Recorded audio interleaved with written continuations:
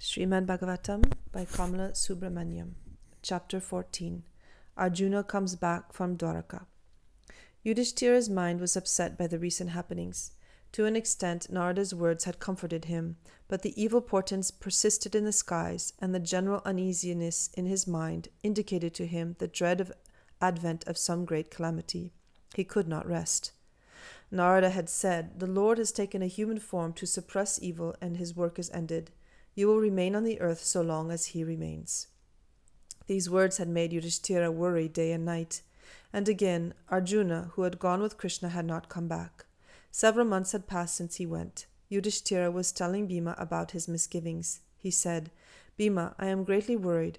Ever since revered Narada told us that the Lord, whose purpose has been served, is ready to lay down the human form he has assumed, like an actor taking off the clothes he had donned for the role he was playing.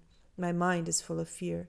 Do you think it is possible for our Krishna to go? Krishna, who has been everything to us. Do you think he will leave us and go away?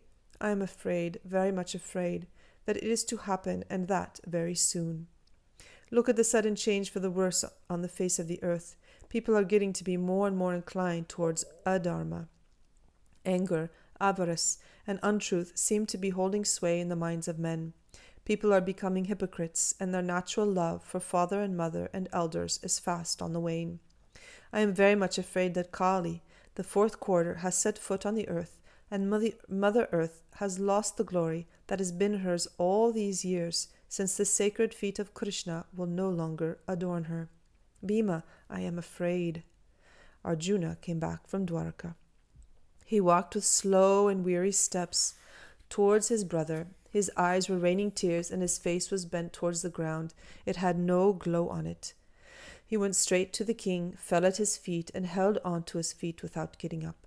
Yudhishthira was trembling all over, and his heart would not beat normally. His voice was trembling too as he raised up Arjuna and asked, "Arjuna, what has happened? Are you unwell? Or is your mind unwell because of some pain? What is the matter? Is everyone well at Dwaraka? Tell me, how is our beloved Krishna?" Arjuna was standing silent. His face, like his heart, was drained of all joy, and wiping his eyes with both his hands, he stood for a moment. His mind went to his beloved Krishna, and with his voice choked with tears, he said, "We have been cheated, my lord. We have been deceived by fate. There is no Krishna in Dwaraka. Why, there is no Dwaraka." He fell down in a dead faint. When they brought him back to consciousness, Arjuna composed himself and told them how all the Yadavas had been killed, and how no trace of them was left any more on the earth, how the city itself went under the sea after the death of Krishna. They gave him time to gather his scattered senses, and they needed time too to digest this terrible news. Later, bit by bit, they got all the details of the tragedy at Prabhasa. Even as he was recounting the glories of Krishna, Arjuna found a strange sense of peace pervading his being. His mind became clear and calm, and there came to him a sense of detachment. Incessant thinking on the feet of the Lord had cleared his mind of all agitations. Years back, Krishna had taught him the Brahma Vidya, and that on the battlefield.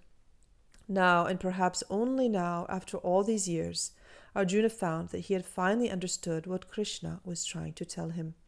He knew how that sorrow is caused by the illusion of plurality, the feeling that the jiva is other than the Paramatman. The reason for this plurality is the human body, which is made up of the elements, and the other cause is the combination of the three gunas. Avidya, ignorance of the truth, is the basis of this plurality, and when avidya is destroyed by comprehension of reality, all the other things vanish of their own accord. Yudhishthira became silent after the tragedy hit him. What had happened at Dwaraka only confirmed his worst fears, and his mind had already been anticipating the news about the end of Krishna. Ever since Narada came and went, Yudhishthira had lost his peace of mind, and now he realized that his mind was still, without any agitations. He remembered what Narada had told him. "You will remain on this earth only as long as Krishna does." Yudhishthira's thoughts were now bent on the other world. The moment Kunti heard about the death of Krishna, she dropped down dead, and her soul, which was ever thinking on him, became one with him.